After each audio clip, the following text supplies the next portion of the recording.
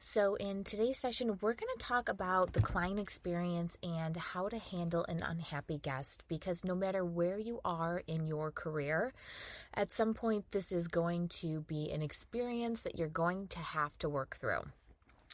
So, when we are talking about unhappy guests, we have to first understand the mindset behind it. So, we know that these people are paying for a service and there are expectations.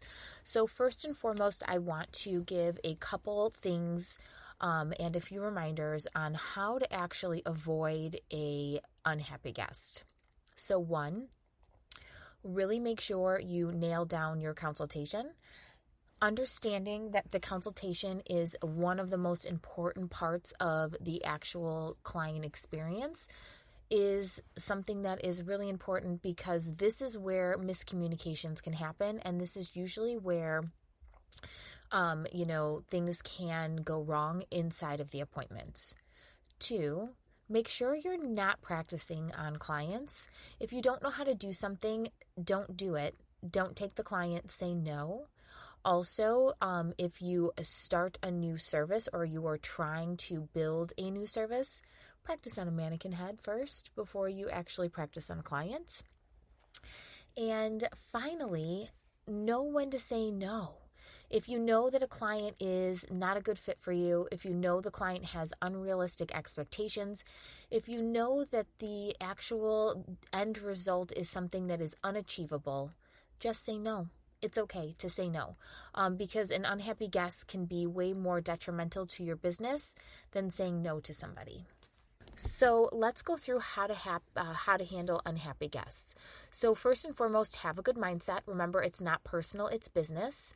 We need to take the emotional aspect out of it, and we need to stop going through the process of beating ourselves up for not making someone happy. There are so many reasons why somebody could not be happy with the service, and sometimes it really doesn't have anything to do with us, and sometimes it does. So we need to go into the whole process having a positive mindset. So we can't take things personally, we can't get defensive, and we have to look at it as an opportunity to win a client for life and also refine and make ourselves better. We also want to make sure that we have strong policies and communicate them because this, again, will prevent unhappy guests from happening inside of our salon. So first and foremost, we want to read the warning signs. Often the warning signs are nonverbal. If somebody does not like their hair, they're either touching a certain area, they're not smiling, they're kind of fidgety. Look at their body language, look at their facial expressions, and if they are overly touchy in an area, then I would ask them about it. Vague comments that dance around their true feelings will probably pop up as well. So why does this happen? Like I said in the beginning, miscommunication, not a thorough consultation, technical skills sometimes aren't on par. So we're going to go over how to handle them. So one, always thank them for providing feedback and for letting them know letting you know how they feel. We want to take responsibility and look at what we did wrong or what we could have done differently to create a different outcome inside of the guest experience. Apologize. I'm so sorry you don't like your hair. I understand where you're coming from. I would love to make this better for you. And most importantly, listen. Really listen to what the client is saying. Ask them what you can do to make it better. Be sure to let the client know it's okay that they're unhappy because you'd rather retain the client than losing them completely. And give them a peace offering. It could be a free product, it could be a free deep conditioning treatment, whatever it takes to make them happy, especially if you're at fault for the disappointment. If if it was your technical skill that was lacking or whatever it might be. Document all the redos for a reference tool and write down the initial complaint from the client and what you've agreed to do at the end result. And you want to file the redo so you can look at it for reference for the future.